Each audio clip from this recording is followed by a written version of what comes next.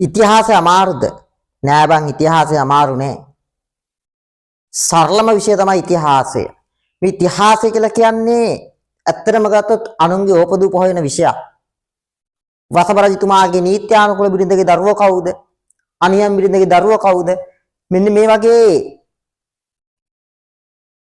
අනුන්ගේ ඕපාදූප හොයන විෂයක් තමයි ඉතිහාසය කියලා කියන්නේ. ලංකා ඉතිහාසයේ පාලකෙක් හිටියා. ඒ තමයි වසභ. මේ වසභ රජතුමා තමයි ප්‍රථම වරට තමන්ගේ නැන්දව තමන්ගේ සහකාරී බවට පත් කරගත්තු පාලකයා. මේව පාලකෙක් ඉඳලා තියෙන්නේ ලංකාවේ විතරයි. මේ වසභ රජතුමා ක්‍රිස්තු වර්ෂ 65 ඉඳලා 109 වෙනකල් අවුරුදු 44ක් ලංකාව පාලනය කළා. ලම්බකර්ණ කියන රජ පෙළපත බලයට ගෙනාවේ වසභ රජතුමා.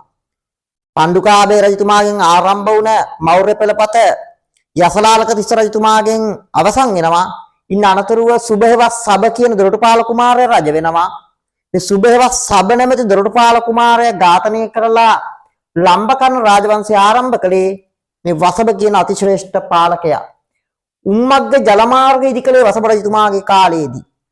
අනුරාධපුරයේ තිසාවේ වේඳලා රන්මසුයනේ පොකුණු වෙනකල් වැටලා තියෙන උමන් ජලමාර්ග හම්බෙලා තියෙනවා.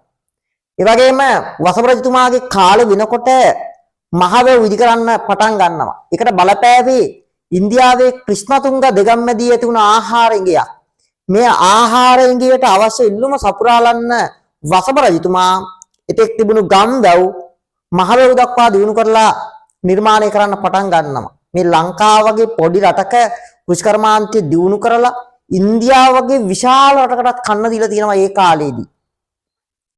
මයින්ති මානකටි කාලිවාපි ආදි වශයෙන් වැව් නිර්මාණ 12ක් ඉදිකල බව පූජාවලියේ ලියවිලා තියෙනවා. වසභ රජතුමා ඉදිකල ඇල මාර්ග වලින් නමින් සඳහන් වෙලා තියෙන්නේ ඇලිසාර කියන ඇල මාර්ගය විතරයි.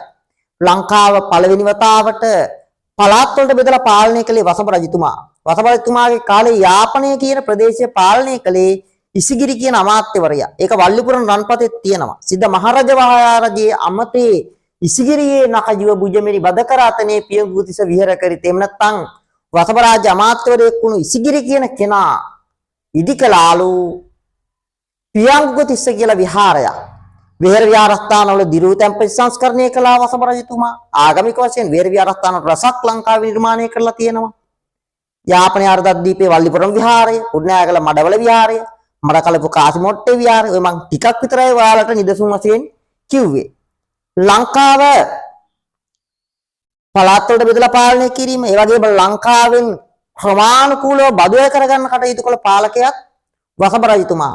ඒ ගැන වසභ රජතුමාගේ පෙරමුයන් කුලම ලිපියෙත් සඳහන් වෙනවා.